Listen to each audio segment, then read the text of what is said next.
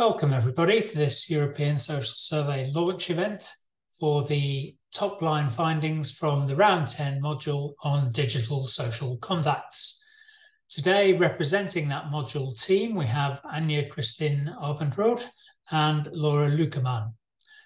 They will be speaking for about 40 to 45 minutes, after which we'll take questions. So if you'd like to pose a question at any stage, please put this into the Q&A function that you can find normally at the bottom of your Zoom screen. But without further ado, I now hand over to our presenters. Thank you very much. We are very pleased to present the top line report on digital social contacts in work and family life here at the launch event. As mentioned already, my name is Anja Abendroth, and I'm happy to do this presentation together with my colleague Laura Lückemann, also from Bielefeld University. I will start with providing you some background information on the design of the module, and then continue with some of the top line report results on digital social contacts in the work domain. And then I will give over to Laura Lückemann, who will continue then with some of the top line report results on digital social contacts in the family domain, and then also provides you the detailed information from the top line report on perceptions of the opportunities and risks of digital social contacts. But before I start, I would like to also acknowledge the larger team of this module on digital social contacts in work and family life, which are also Francesco Begliari from Bocconi University, Esther Hagiatai from the University of Zurich, Judith Trees from the University of California, Irvine, and also Tanja van der Lippe from Utrecht University. So let me now start with providing you the background information. And I just see that I have problems with going to the next slide. So unfortunately, I have to stop again my presentation and try again to share my screen. Wait a second.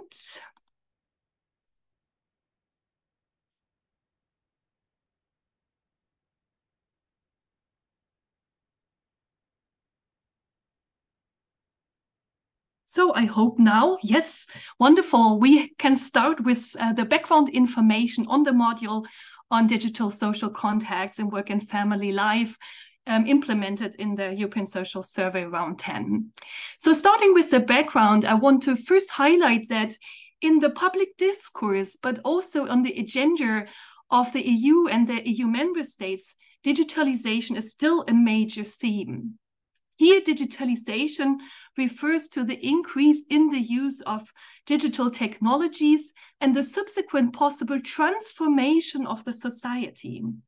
And in our module, we wanted to pay attention to a specific use of digital technologies, namely communication technologies, because they are central already to the lives of most Europeans. So think, for example, using screens or writing an email via email program or messaging app with your colleagues, your supervisors, but also with family members such as parents or your children. For this, we use the terminology digital social contacts in work and family life, the name of our module. And importantly, also these forms of contacts have been pushed due to the COVID-19 pandemic, when infection rates were high and social distance measures were in place. When we implemented and designed the module, we had a specific research aim. The idea to provide possibilities, not only for us, but for a larger group of researchers, provide possibilities for more nuanced investigations of the determinants and the consequences of digital social contacts.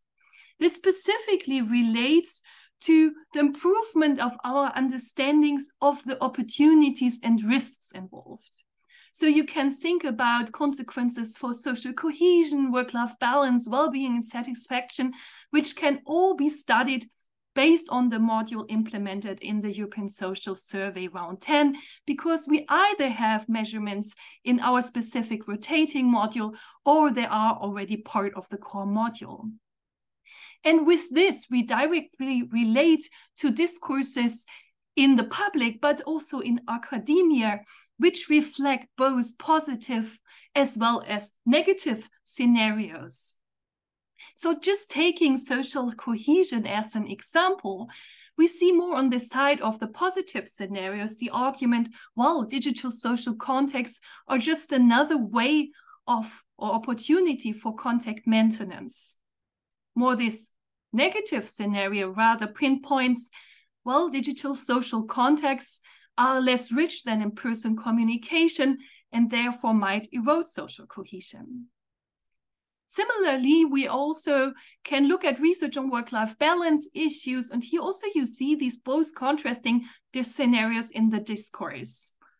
More this positive perspective, well, digital social contexts mean that you can more flexibly adjust your work and personal life.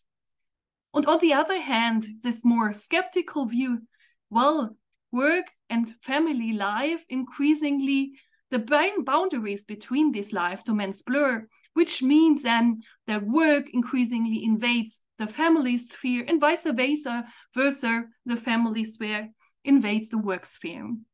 And if we look at existing research results, the state of the art, we could say, well, we majorly see single case studies or country-specific research providing inconsistent research findings on these scenarios, on these debates, and the arguments included.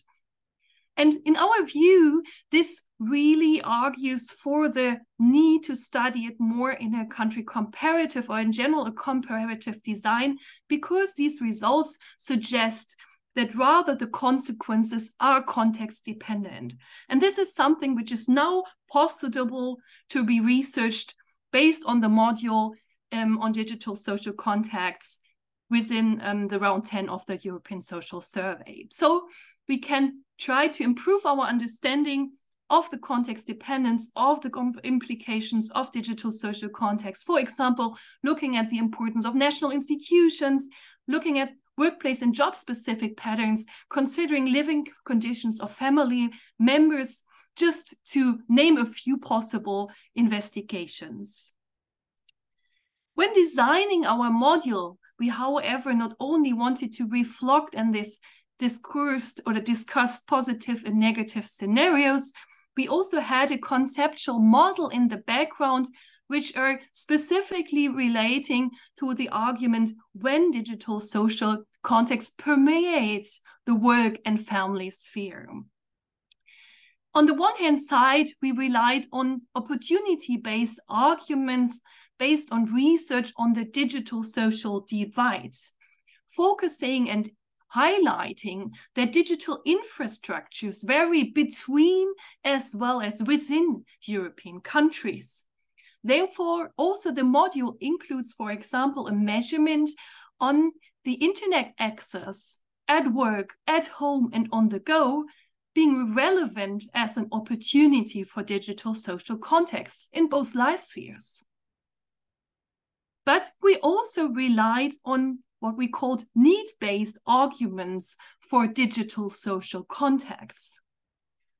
It varies between individuals whether they have the opportunity to meet significant others in the work and family sphere in person. So this is, for example, reflected by co-residents, by working from home, again, which are also likely to vary independent of the country context. For example, think about unemployment rates, or in the institutionalization of work from home, which also vary between different European countries. We further relied on trust-based arguments, which point to the prevalence of concerns considering the use of digital social contact in the work and family sphere, which are likely to depend on generalized trust or work cultures. Think, for example, about work cultures reflected in presence norms, so that you only perceive to be a productive worker when you are at the regular office side, being relevant, whether actually digital forms of contact and communication are likely to be trusted and used within a relationship at work. Then let me come to the fourth perspective, which is part of our conceptual model behind the module. It is the influence-based arguments. We can also say it's about agency in reducing the risks of digital social contacts and, yeah, increasing the benefits of it. And at least the model here specifically allows also to be linked to country-specific information, such as family and labor market policies. Labor market policies, for example, also reflecting the negotiation power of individuals in employment relationships. And here specifically, and then I relate to digital social context in the work domain and how they are envisioned and used and practiced also. From this conceptual model, I want to come to this overall figure of the module. You see that it's a large figure with different questions, and you see at the bottom line that we measure different forms of communication in the work and family sphere. So for the work sphere, you see communication is asked with line managers and colleagues alike. And in the family sphere, it's about communication with parents and children above 12 years. And you see that we distinguished between different modes of communication. So you've seen communication via screen as we now do it together here at this webinar, but you also see face-to-face communication, or we can also call it in-person communication, digital communication, writing, such as via email or apps or texts. And we also see communication via phone. For the work domain, it really here reflects work-related communication with line managers and colleagues. For the family domain, we distinguish the same modes of communication. But you also see that more things were asked within the module on digital social context and work and family to have a more or a larger picture which considers all the arguments I addressed shortly beforehand.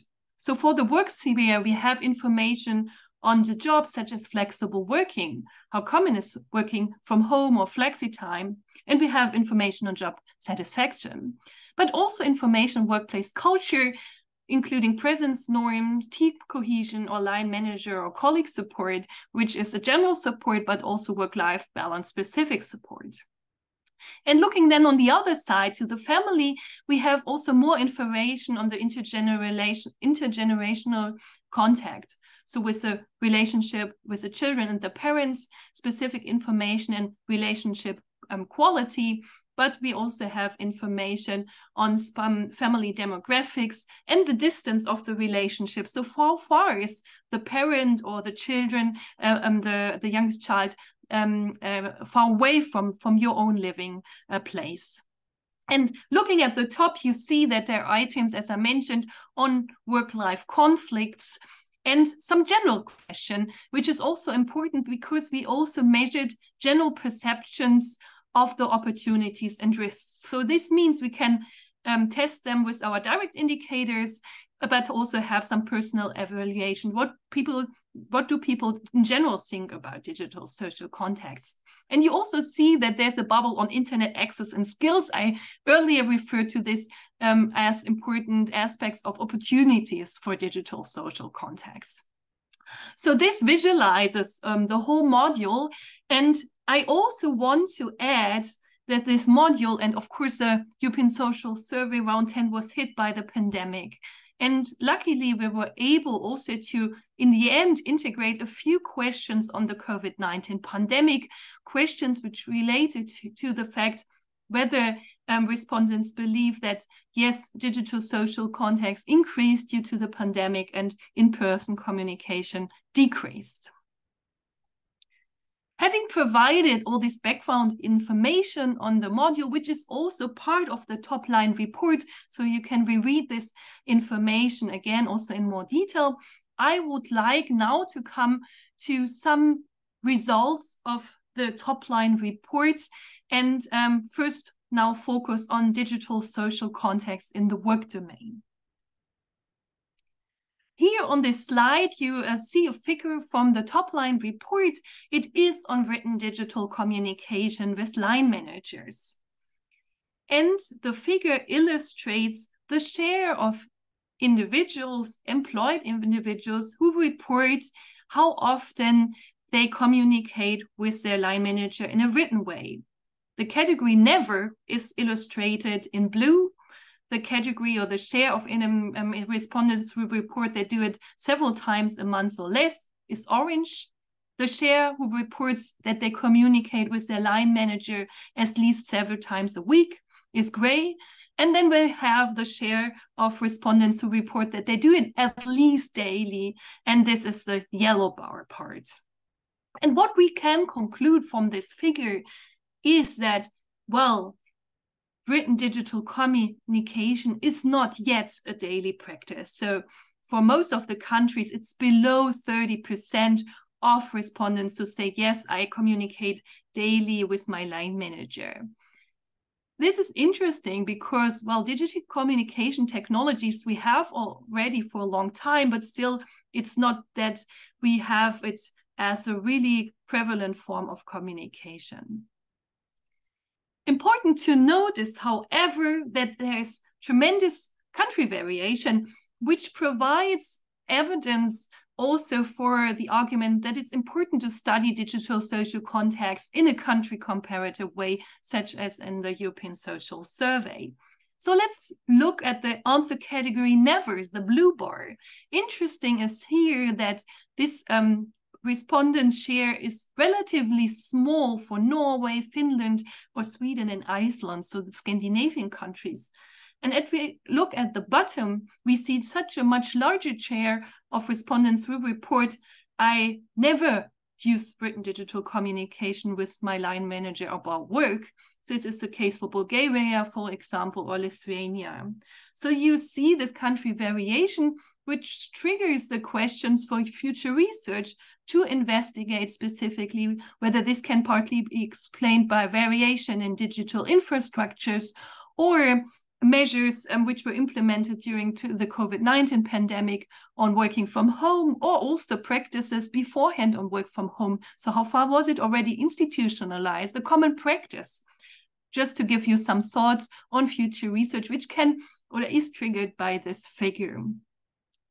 I also want to mention, and this is not shown, but it's part of the Topline report, that even less frequent is screen communication if you look at the different countries, and still you find country variation.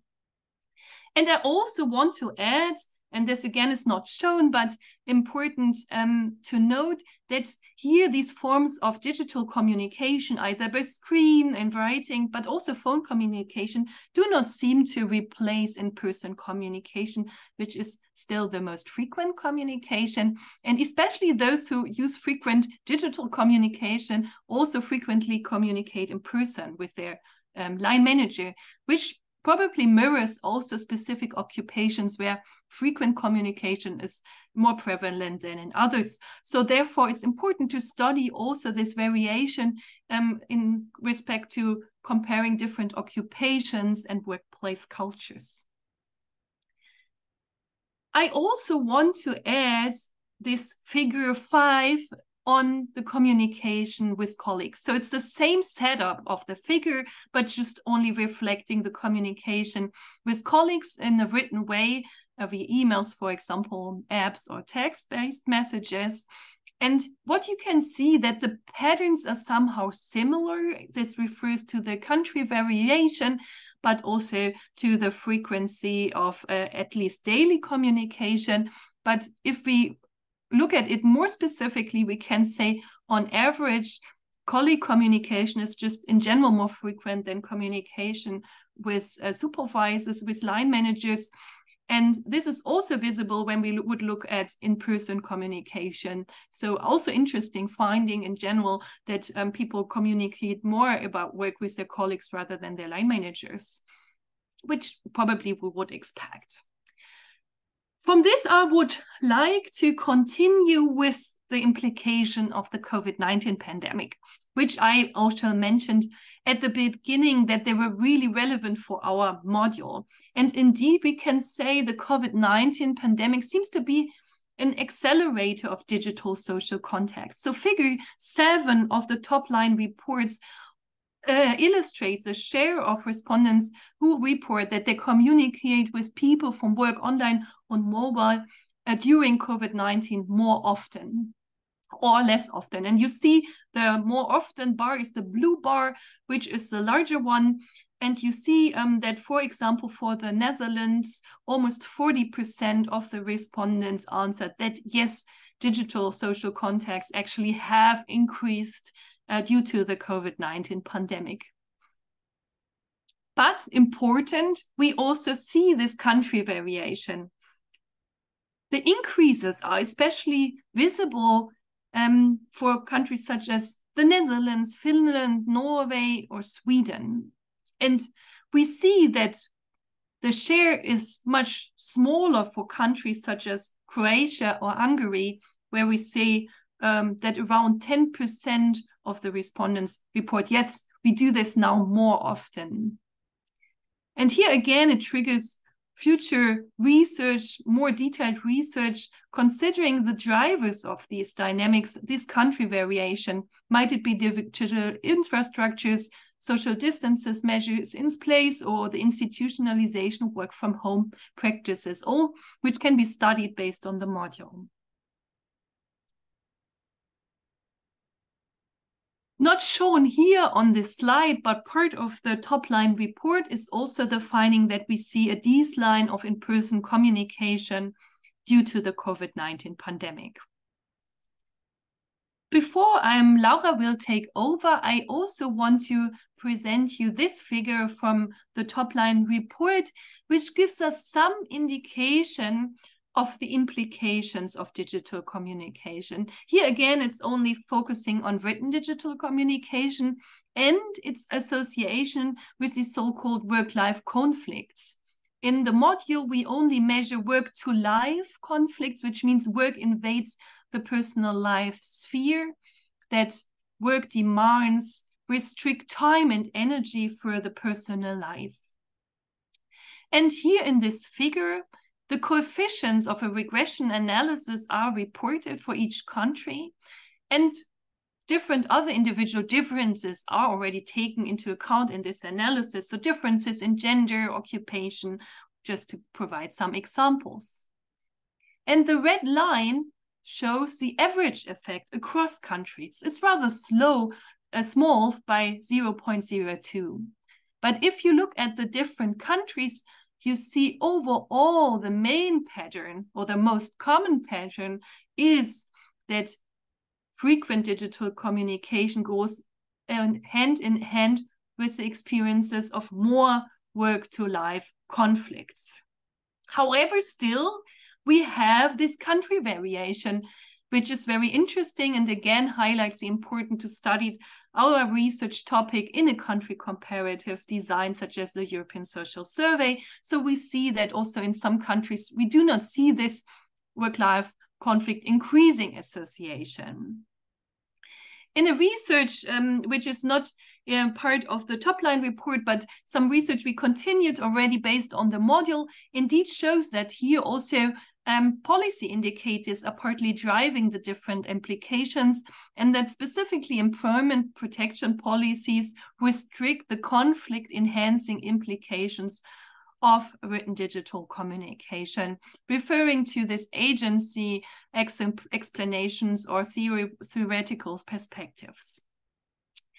Now we are over or can stop with the information on the results on the work domain, and I will give over to Laura for information on digital social contacts in the family domain. Thank you, Anja.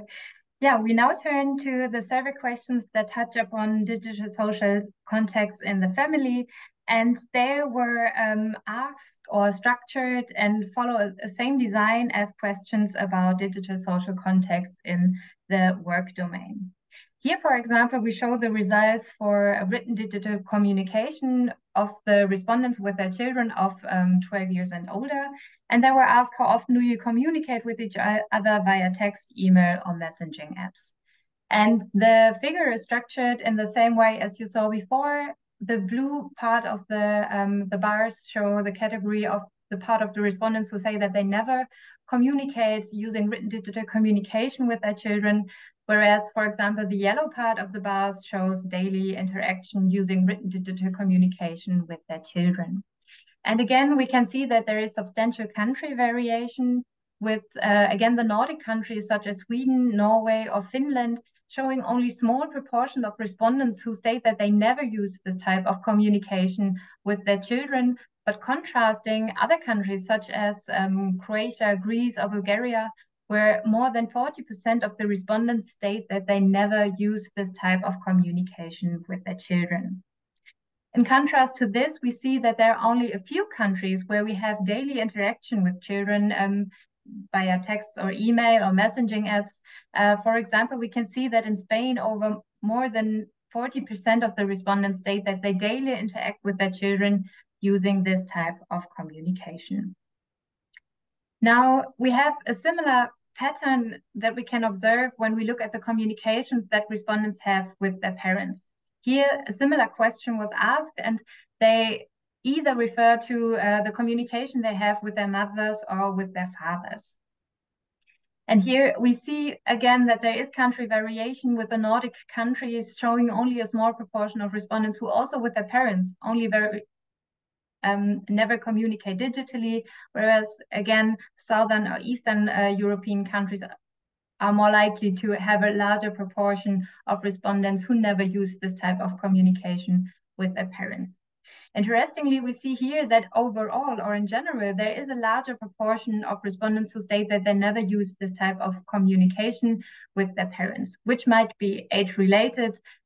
We could assume that, for example, parents of the respondents are often a little bit older and therefore less likely to use written or other digital forms of communication with their family members. Next, we similarly looked at how the communication changed during the COVID-19 pandemic within the family. And here there is a similar question to the question from the work domain. Here respondents were asked, for example, whether they changed how often they communicate online or mobile during the COVID-19 pandemic with their children of 12 years and older. Again, we differentiated between respondents who state that they less often communicated using online or mobile communication technologies with their children, or whether they communicated more often with their children using this type of communication. Respondents who said that nothing changed in general are not depicted here. And again, we see that although there is a trend of an increase in online or mobile communication during the COVID-19 pandemic, especially in countries such as the UK, Montenegro, or Israel, for example, where up to 30% of the respondents state that during the COVID-19 pandemic, they more often relied on online or mobile communication with their children of 12 years and older. As was to be expected, less often communication by using online technologies is only marginal. So there's only a little amount of people who state that they less often communicated digitally with their children, which we could have expected. In contrast to this, we see that there is no clear pattern for changes in in-person communication. This is not shown here, but in the top line report, you can see that. So in-person communication stayed almost the same during the COVID-19 pandemic, again, showing that it doesn't seem to be the case that online communication substitutes in-person communication, not even during the COVID-19 pandemic, especially within the family. What we can also acknowledge here is that the average increase in online communication, although we can observe that here, is smaller compared to the increase in online communication, for example, in the work sphere, where more people had to rely on digital communication during the pandemic. Next, we also looked at the potential implications that frequent digital communication can have within the family or for family relations. And here we took one example and looked at the closeness that respondents felt to their parents. Here, respondents had to rate whether they feel very close to their, for example, their mother or their father, depending on for whom they answered the questions regarding the communication type they are using, and how close they felt to either their mothers or their fathers. And the variable range from 1, they do not feel close at all to their parent, and 5, they feel very close or extremely close to their parent. And again, we here estimated simple OLS regression models for each of the countries, and we controlled for individual determinants such as education or occupation, or for example, the working hours, which all are likely to impact how likely people use or rely on written digital communication in the family. Moreover, we had the chance, which we already showed beforehand, to control also for the distance that people live in with or live to with their parents, but also how the communication with parents changed during the COVID-19 pandemic. All this was integrated into the OLS regression models in each country.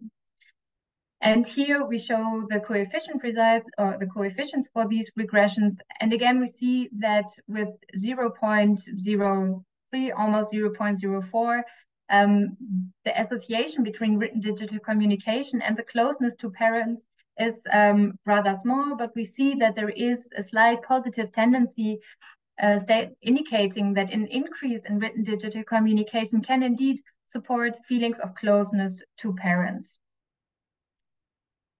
Moreover, we need to take into account that there is country variation, or we can observe that there is country variation.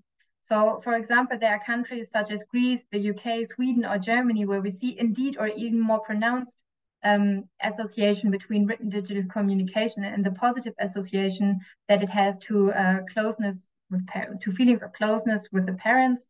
Whereas in other countries, such as Montenegro, Portugal, or Hungary, we see even negative tendencies. That is, that there is an increase in written digital communication is associated with less feelings of closeness. We need to consider here that we have cross-sectional data, hence we do not know about the causal relationship. Especially in this case, we could also assume that especially respondents who feel very close to their parents are more likely to use written digital communication in order to keep in touch with parents. Therefore, it comes in very handy that we also have information on the general perception people might have towards online or mobile communication, which also might help to better understand the results that we see here in this figure on the implications or the association of written digital communication and the closeness to parents. Now, I want to go a little bit further into detail about the findings that we have so far on the general perceptions of digital communication. And to measure this, respondents were asked to state how much or to what extent they agree to several different statements about online or mobile communication. And in this figure, for example, we show a two-way scatter plot, which shows the average agreement of respondents in a given country to different statements. Here, for example, on the y-axis depicted the average agreement in a given country to the statement that online or mobile communication make work and life interrupt each other, which is rather a negative perception one might have towards online or mobile communication. And we contrast that with the agreement to the statement that online or mobile communication makes it easy to coordinate activities. So here we have one positive and one rather negative statement and see how they potentially correlate with each other. And what we can see here is that especially in countries where one is more pronounced, the other is more pronounced as well. Looking at, for example, the Netherlands, which you can see on the upper right-hand side of the figure, here respondents, or a large proportion of the respondents, state that they do think that indeed online or mobile communication makes it easy to coordinate activity, but at the same time, respondents feel that it also leads to an interruption of work and private life. Hence, here we see that respondents see both positive and negative aspects alike. We also see that there is a similar pattern when we look at other statements, for example. If we look at statements that relate, for example, to how people think that information is handled using online or mobile communication, we have here the statement, for example, that online and mobile communication bears the risk of undermining personal privacy, which is on the y-axis depicted. And we contrast this with the perception of whether online or mobile communication exposes people to misinformation. And here we can see a similar pattern that if the one is more pronounced, the other is also more pronounced. That is, for example, the Netherlands here showing more than 80% of the respondents agree that online or mobile communication exposes people to misinformation, and almost up to 80% in the Netherlands as well think that online or mobile communication undermines personal privacy. In stark contrast to that, we see that, for example, in Bulgaria, both of these items only have a small proportion of respondents who agree to this. So we see that some countries are all more skeptical towards online or mobile communication than others. Lastly, we also show the average agreement to the statements that one we had before, online or mobile communication makes it easy to coordinate or manage activities. And here we contrasted the statement to online or mobile communication makes people feel closer to each other. And here we see that although we see that a larger proportion of respondents in almost all of the countries that were surveyed are rather supportive of the statement that it is easy to coordinate activities using online or mobile communication, but there is a larger variation considering the statement that it makes people feel closer to each other. Interestingly, here Greece is the country where the largest proportion of respondents agree to the statement that online or mobile communication makes it easy or makes people feel closer to each other, And that this finding is especially interesting if we keep in mind the results for the regression analysis we showed beforehand. And there Greece was the country where an increase in written digital communication with parents led to the largest increases in also the feeling of closeness to parents. And here we see why it might be the case, also because people see the potential that digital communication can increase feelings of closeness with other people, for example, parents. Now, summing up these findings, we concluded from or within the top line report that first, digital social contexts are prevalent at work and in the family. However, we see that it is not yet daily practice, neither in the work domain nor in the family domain. In almost all countries, we see that there is a smaller proportion. We saw up to 40 or 50% in some countries, but in all countries, there's a smaller proportion of respondents who state that they use written digital communication or screen communication on a daily basis with either people from work or with their family members. We also saw that there is substantial country variation, which became especially evident, for example, when we keep in mind the proportions we had for the category of respondents never use, for example, written digital communication with people from work or from the family. Meaning that in some countries or it could mean that in some countries there's a lesser access to written digital communication at work or in the family. Considering the implications or the potential implications that digital context might have, we find some first hints that there are signs of increased work to family conflicts, hence some negative impacts that an increase in written digital social context in the work sphere, meaning that there is an increase in work to family conflicts, But we also see some positive implications, or potential positive implications of digital social context. That is the increased feelings of closeness to family members when there is a greater use or greater reliance on digital context. What we also saw is some indication that digital social contexts do supplement but do not substitute in-person communication. This is presented in more detail in the top-line report, but what we could also see that here, especially in regards to the COVID-19 pandemic, where we saw slight increases in digital communication with people from work or with people in the family during the COVID-19 pandemic, whereas we could not find a large decrease or large patterns or systematic patterns of decrease in-person communication. Hence, it seems to be the case that there is a greater reliance on digital communication, while at the same time, it does not mean that personal contacts decline to a large extent. Now, this also leads to the next point, that the COVID-19 pandemic did change how we communicate with people from work and the family, now that we rely to a greater extent to digital communication. Moreover, thinking more about the general perceptions of digital social context, people do indeed observe a trade-off between the positive and the negative aspects of digital social context, and they see the risk and potentials that lie within the use of digital social contexts. Overall, these results were supposed to provide an overview of the module and of how digital social contexts are distributed between the countries, but we hope that these first results already lead to new ideas for future research.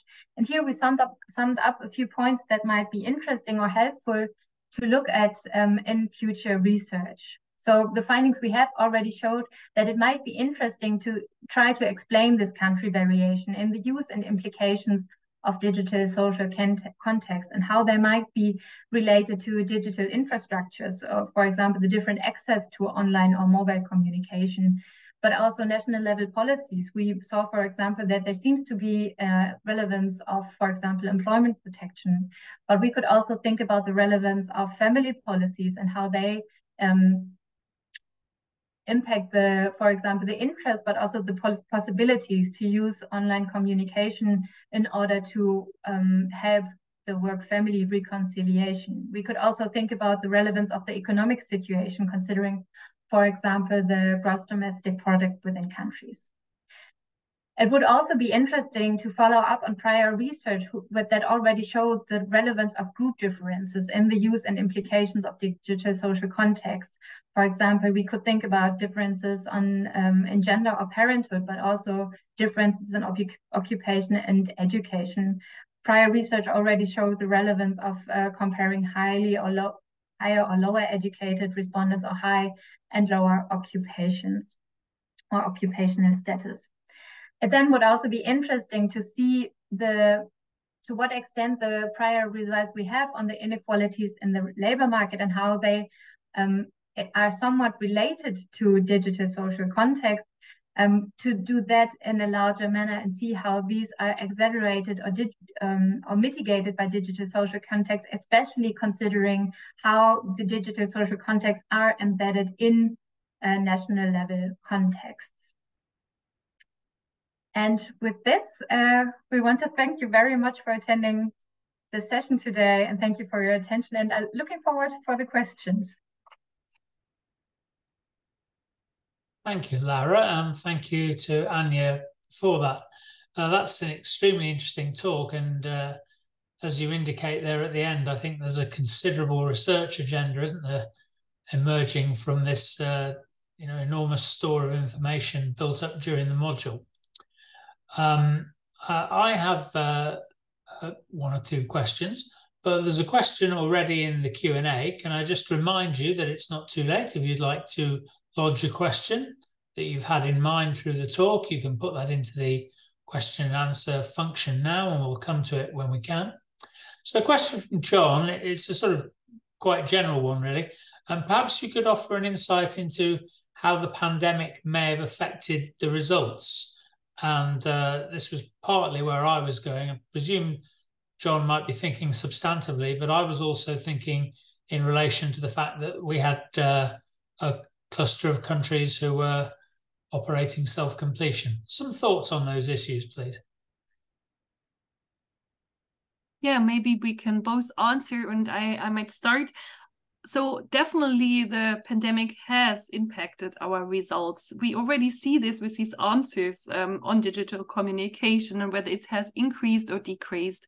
The opportunity we have is that in analysis, we can take it to at least to some parts into account by controlling for these questions when we investigate the relationship, for example, of digital communication and social closeness, or the implications for work-life conflict, just to give a few examples.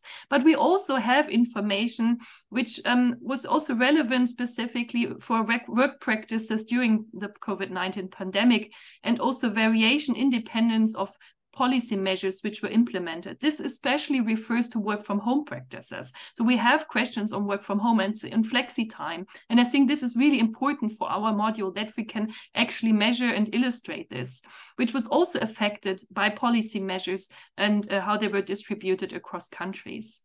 And I think also what is important, we need to think about whether our results are also shaped by the situation that it varied between countries where the schools were closed, and also whether or when the questionnaire was implemented, because it rather varied whether schools were closed or opened, or the same applies for kindergartens. So this is really the challenge of our module, and we try as much to better be able to actually mirror and visualize also these country-specific patterns. But this is only possible to some degree with the work-specific practice also on work from home, the change in digital communication. And I think we need to also integrate then country-specific information and policy measures during the COVID-19 pandemic.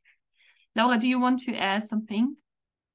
Maybe just something about the self-completion mode for the respondents. I'm thinking that it might be interesting to, especially considering very sensitive questions, to see whether the responses change by whether or not people belong to a country where they have self-completion mode or had not. So I think it might be relevant, especially when doing the analysis for these type of questions, to I don't know, maybe double check or do some checks and see how responses change depending on whether or not respondents used self-completion. That is completely true. I would assume this should be especially relevant for sensitive questions. Thank you both. And yes, just further to your point, Anya, it's worth reminding people that there was a research group at Oxford University that produced a sort of COVID restrictions tracker, which was an index of sort of policy measures taken in terms of their level of restriction. I think there were 9 different measures, and in terms of country-specific indications of the degree of close down, that would be a sort of one easy hit for people to start. But of course, they may have access to more nuanced country-specific information. And the other thing I would just remind people about, of course, is that because we have the day of the interview in the ESS data, it is possible for you to slice the fieldwork period where appropriate, where you think you have existing sort of policy interventions or changes in COVID. That might be also fun for people to do as far as the N will allow. There's another question. This is from Ebru. Thanking you for the exciting presentation, and asking the question, is there any difference between the medium of communication, that is to say text, phone or email, in terms of whether people feel negative or positive about these digital tools?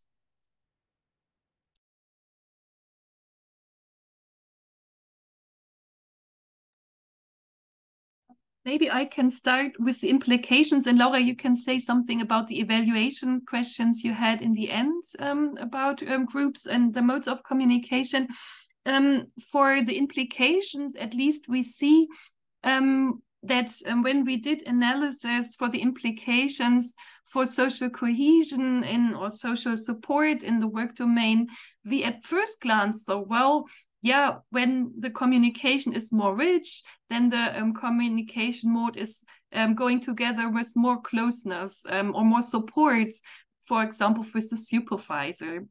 But this was a finding only for at first glance. And when we more specifically dive deeper into the results, we saw when digital communication was largely replacing in-person communication, probably because of the restriction measures in place due to the COVID-19 pandemic, we actually saw that it contributed to more closeness. So it seems to really be the combination of different modes of communication which are relevant. And of course, when in-person communication is restricted, then it's really digital contact is the opportunity structure for the exchange of support. And I think this is an important finding.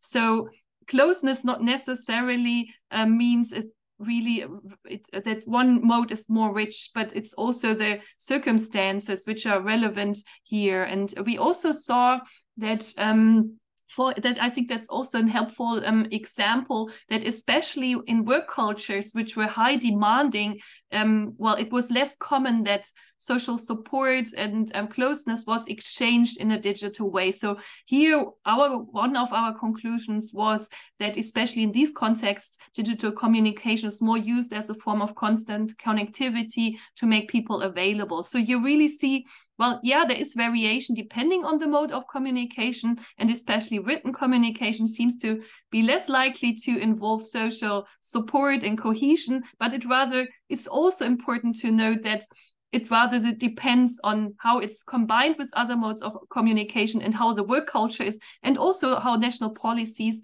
actually make work-life balance issues salient. I would add, referring to the findings, for example, for Greece that we just showed earlier, where we saw that the positive impact that there can be of digital social contexts for example, feelings of closeness do seem to be related to the general perceptions of whether or not mobile or online communication can support closeness. It would be, of course, interesting, which we did not do now for the top line report, but to also integrate the measure for whether people think that online communication, for example, exposes people to misinformation. So whether in this case they are less likely to use this type of communication, for example, and moreover, they might feel increases in, for example, when they use it at work, increases in work-family conflict, or increases in that they have to be available for work. I'm not quite sure, but it could be that people who are rather skeptical towards online or mobile communication also show more negative associations with other outcomes. From the findings we have so far, this could be expected, but these are just preliminary findings so far. So it would be of interest to really look deeper into that. Thank you, Lara. Yes, there's so many sort of unopened boxes to be delved into, aren't there? I mean, it's interesting that you open the issue about people being more receptive to digital in different spheres. And one of the assumptions that I think, as someone who taught online during the pandemic, I think one of our initial assumptions was that young people, so-called digital natives, who are very difficult to prise off their phones, would take very happily to studying in an online way. And it's turned out not to be universally the case, that the enthusiasm or the aptitude doesn't transfer between sort of contexts. And that was very interesting. I'd just like to say a little bit about, just to advertise for people, that the enormous number of measures that are in this module, and speaking personally as a work and employment person, in addition to the things that you covered quite extensively today, there's also some very interesting measures about flexible work, which I think are very salient in the context of the home office, remote working, these kind of trends. So, for instance, there are 4 items about flexible working and changes during COVID. largely about autonomy over timings and location, and any changes which may have taken place in the workplace due to COVID. So I think they're also very interesting, and I always find those items very interesting because they're sort of construct validation measures for a lot of social classification measures. So I look forward to delving more into those. So I'm just looking to see if there's anything more in the question and answer box, and I don't see any more. So we'll move to wrap the session up. Can I thank you both again very much for your talk today, but also all the work that you and the colleagues in your team put into developing this module and seeing it over the finish line in somewhat trying circumstances. So thank you once again, and that concludes the business for today. Thank you to everyone who's attended the webinar. This will be made available online in due course. But for now, it's good afternoon. Thank you also very much. Thank you.